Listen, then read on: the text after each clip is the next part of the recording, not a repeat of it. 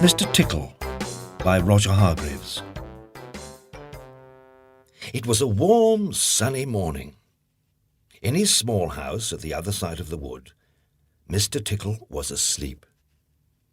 You didn't know there was such a thing as a tickle, did you? Well, there is. Tickles are small and round, and they have arms that stretch and stretch and stretch. Extraordinary long arms.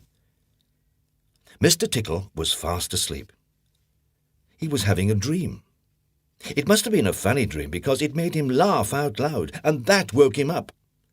He sat up in bed, stretched his extraordinary long arms, and yawned an enormous yawn.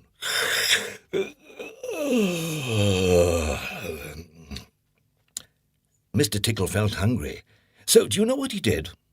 He reached out one of his extraordinary long arms, opened the bedroom door, reached down the stairs, opened the kitchen door, reached into the kitchen cupboard, opened the biscuit tin, took out a biscuit, brought it back upstairs, in through the bedroom door, and back to Mr Tickle in bed. As you can see, it's very useful indeed having arms as long as Mr Tickle's. Mr Tickle munched his biscuit. He looked out of the window. "Today looks very much like a tickling day," he thought to himself. So, later that morning, after Mr Tickle had made his bed and cooked his breakfast, he set off through the wood. As he walked along, he kept his eyes very wide open, looking for somebody to tickle, looking for anybody to tickle.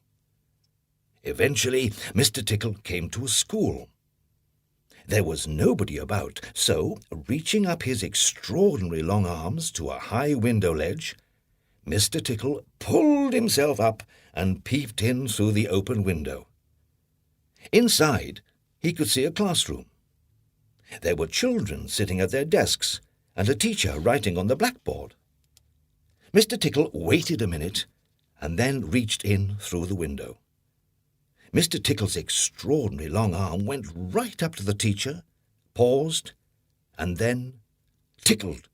The teacher jumped in the air and turned round very quickly to see who was there.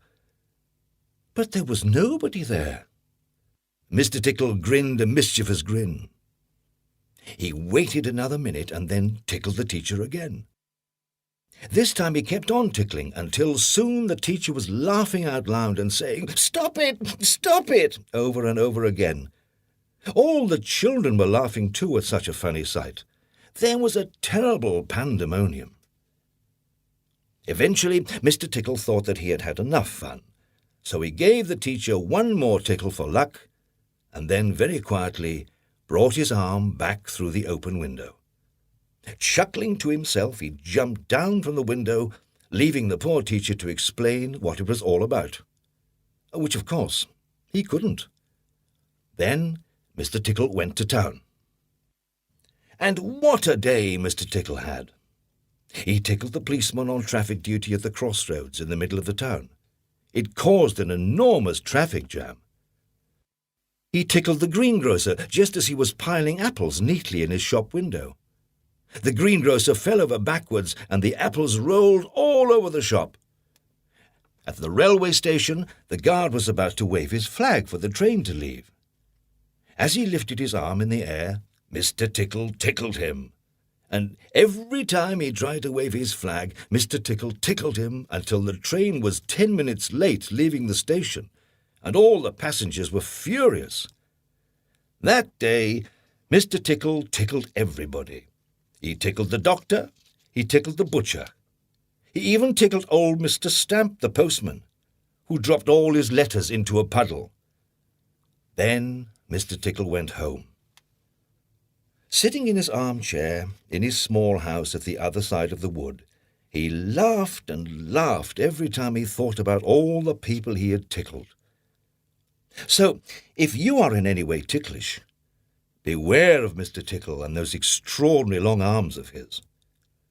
Just think, perhaps he's somewhere about at this very moment while you're listening to this story.